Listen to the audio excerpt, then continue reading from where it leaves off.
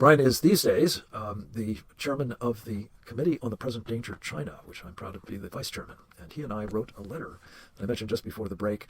Give us a little bit of the background on it, Brian, if you would, both in terms of what we've just been discussing. It sort of gives rise to the memo in the first place, but also the national security strategy that was unveiled by the White House last week and how it bears on our recommendations, sir.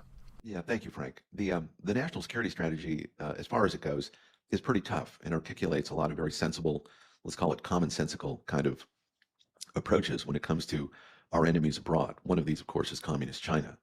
And it wants to have relations with Communist China, we the United States, in ways that are mostly reciprocal in nature.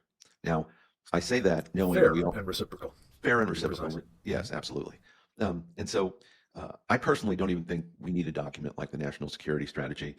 The President Trump and American policymakers always have to be looking out for what is in America's national interest, what is fair and reciprocal, right? Just from a common sense point of view.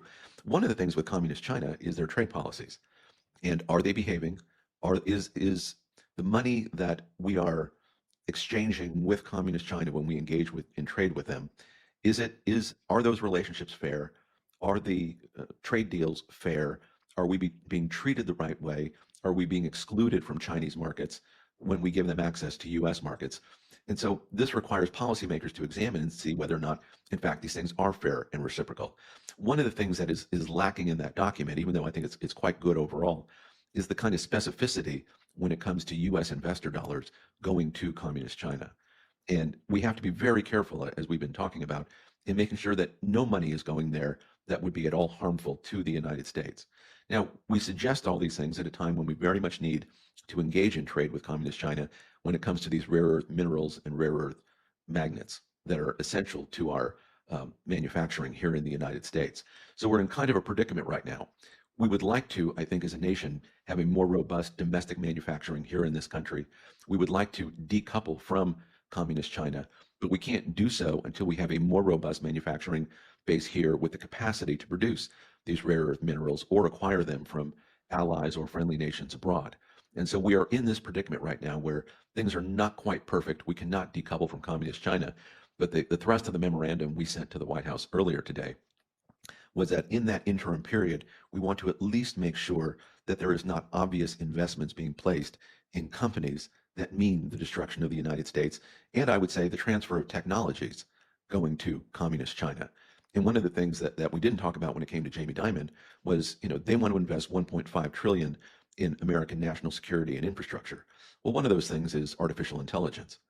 And left to its own devices, the kind of companies Jamie Dimon would be investing in would be more than happy to transfer this technology and other technologies to Communist China. The globalist part of American society, even that still exists within the Republican establishment in Washington, is still very much of the view that we can play nice with Communist China, that we can be long-term partners, that we don't have to worry about their threat to the United States. And one of the jobs that you have been so brilliant at, Frank, is highlighting this for Americans so that they understand there is a threat from Communist China.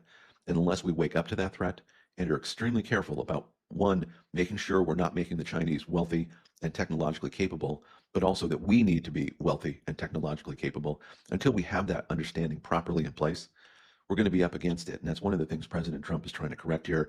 And we've offered to help them wherever we can so that they understand the parameters of that and what they need to be tweaking within the administration to make sure that we're not enabling Communist China any more than we already are.